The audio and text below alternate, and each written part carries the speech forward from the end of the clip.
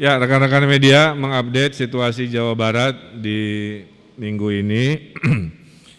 Yang pertama, alhamdulillah berkat hadirnya berbagai fasilitas ruang isolasi, baik di Secapa, di Kota Bogor, dan lain-lain, maka tingkat keterisian ruang isolasi kita bisa turun lebih dari 5%, ya alhamdulillah. Yang tadinya 77,87 sekarang 72. Mudah-mudahan seterusnya bisa berkurang.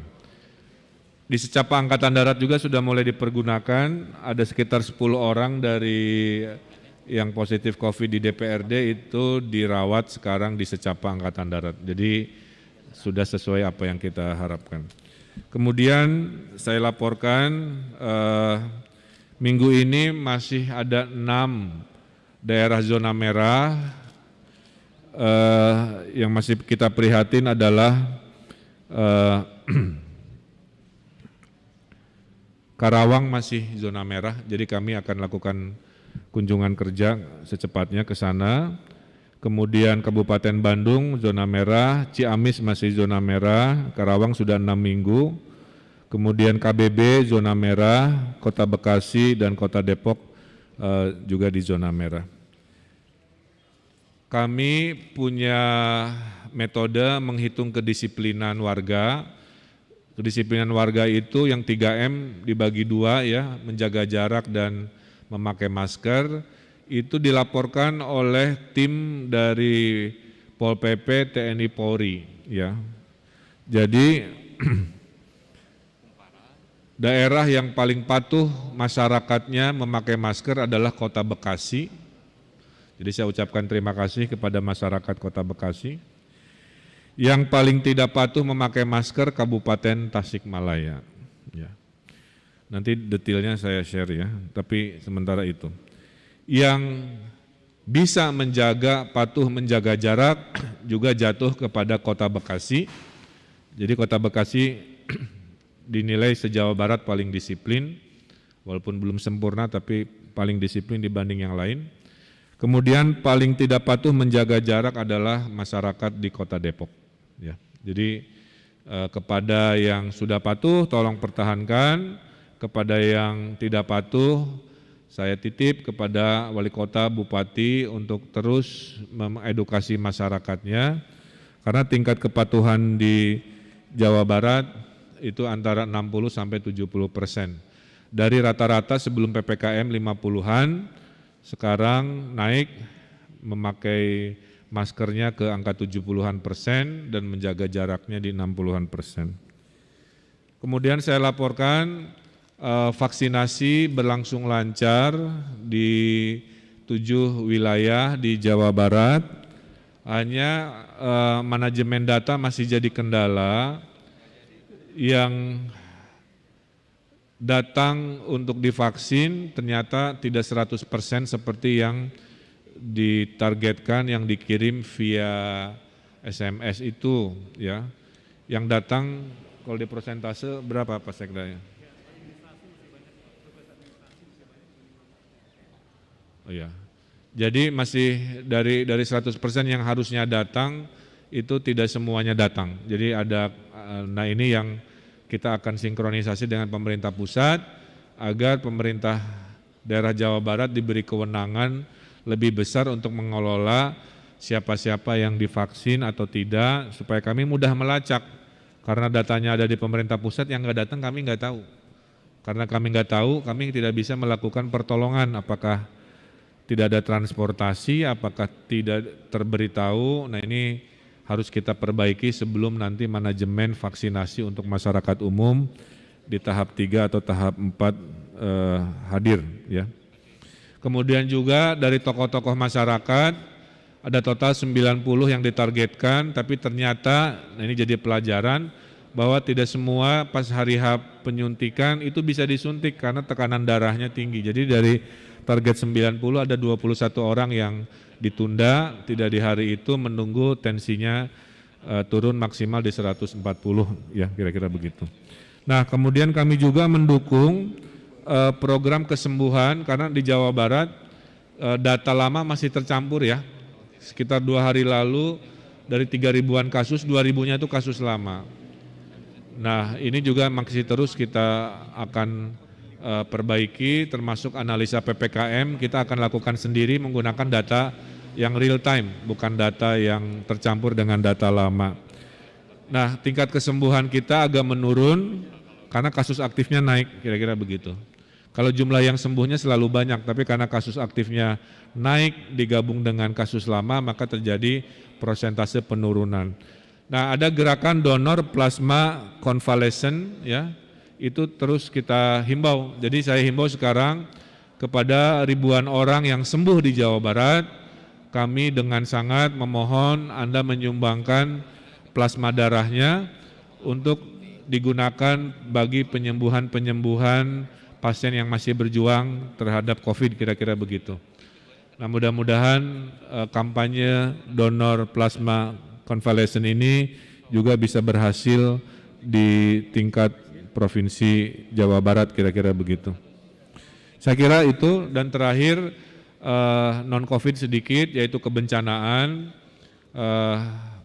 Mudah-mudahan kabar bahwa Bapak Presiden akan datang ke Sumedang di minggu ini, itu mudah-mudahan bisa menjadi berita yang melegakan dan berita yang menggembirakan.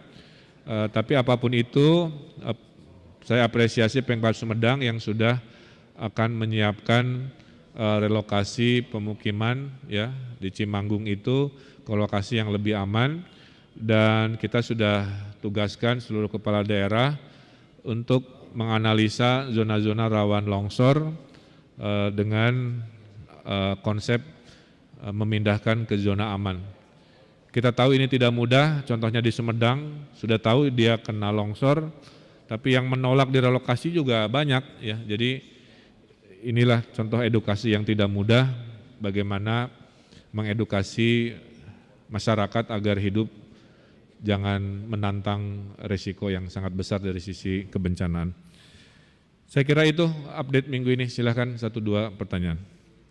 Assalamualaikum Kang, mohon izin mau minta tanggapan ya terkait dengan uji klinis yang 1.620 relawan yang kemarin. Saat ini ada informasi bahwa 25 relawan ini positif COVID-19. Tanggapannya relawan di apa? mana? Relawan uji klinis yang kemarin Kang, yang diuji kliniskan sama Profesor Kusnandi dan Unpad. Dari 1.620 ini ada informasi 25 orang ya positif. Begitu, dari 1.600 itu? Betul. Yang kemarin termasuk ya, itu jadi relawan. Kan relawan itu terbagi dua, ada yang disuntik vaksin, ada yang disuntik placebo. Jadi kalau mananya urusan kedokteran jangan ke saya ya. Tapi sebagai relawan pengujian vaksin itu ada yang disuntik vaksin beneran, ada yang disuntik placebo kira-kira. Nah mungkin saja karena placebo kan artinya dia cairan netral yang tidak mempengaruhi, maka mungkin saja ya kelompok yang positif itu adalah kelompok yang tidak disuntik vaksin kan, tapi placebo kira-kira. Tapi kalau ada pun kena vaksin, kena vaksin, yang divaksin kena COVID harus lihat dulu jadwal kena COVID-nya, karena tim dokter menyatakan kepada saya dan Pak Pangdam, antibodinya itu muncul 3 bulan setelah suntikan kedua. Jadi kami disuntik bulan Agustus pertama, disuntik lagi bulan September 14 hari. Dari September ke Desember itu terjadi proses antibodi. Mungkin saja kenanya sebelum H30 karena antibodinya belum maksimal dia kena. Jadi cerita itu menurut saya harus dibedah dan jangan digeneralisasi ya. Sebagai seolah-olah gagal atau gimana, harus satu persatu. Lain halnya kalau sudah dinyatakan di bulan ketiga, seperti katanya saya ini antibodinya sudah 99% dan kena COVID, baru itu mungkin jadi pertanyaan yang valid ya. Tapi kalau terjadinya sebelum 30 hari setelah suntikan kedua, ya itu bisa saja karena antibodinya kan sedang berproses. Dia jorok, dia tidak 3M, menantang mungkin kayak maaf ya kasus selebriti baru sehari disuntik, malamnya pesta, misalkan kayak gitu. Itu si vaksinnya belum berfungsi, karena suntikan pertama itu pengkondisian tubuh. Baru suntikan kedua merangsang hadirnya antibodi. Antibodi kan dari 0%, nah bisa kenanya lagi 10% atau 25%. Tapi kalau udah 90 teorinya katanya tidak, saya kira itu. Izin Pak Gub, ini untuk sepekan pasca PPKM sendiri apakah sudah dinilai efektif mungkin Pak Gub, dan apakah ada catatan dari Pak Gubernur gitu? Terus Ya, terus mengenai angka pasti jumlah nakes di Jabar yang sudah disuntik vaksin berapa ya Pak Gub? Apakah ada yang melakukan penolakan mungkin? Ya, untuk PPKM sudah dievaluasi oleh Pak Luhut kemarin dan Jawa Barat diapresiasi untuk peningkatan kedisiplinan termasuk terbaik ya di Jawa Bali. Itu kerja dari Pak Kapolda, Pak Pangdam, saya apresiasi.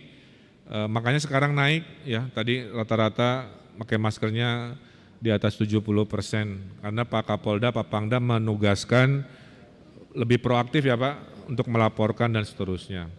Nah itu evaluasinya. Cuman apakah kasusnya turun karena bercampur dengan kasus lama, saya juga sedang komunikasikan via Fasekda, ini menganalisa kasus aktifnya kalau bisa dipisahkan, mana yang masa lalu, mana yang real time hari PPKM. Kalau menganalisa PPKM pakai data lama kan jadi nggak fair, jadi seolah-olah banyak padahal tidak. Nah ini sedang kita perbaiki. Kemudian yang kedua, sejauh ini saya tidak mendapati laporan adanya penolakan masif dari nakes karena edukasi di Jawa Barat relatif lebih baik ya. Tapi apapun itu saya sudah sampaikan bahwa kalau kita mau beres pandemi, yang imun itu ada 3 pintu. Pintu pertama divaksin, maka dia kebal. Pintu kedua terpapar, nauzubillah ya, tapi setelahnya kebal. Pintu ketiganya adalah diam di rumah tidak ngapa-ngapain, sampai kekebalan masyarakat hadir kan nggak mungkin juga. Jadi nggak ada pilihan kecuali divaksin. Saya kira itu. Kalau angkanya udah ada angka yang sudah disuntik vaksin? Angka yang sudah disuntik vaksin ada 4.070.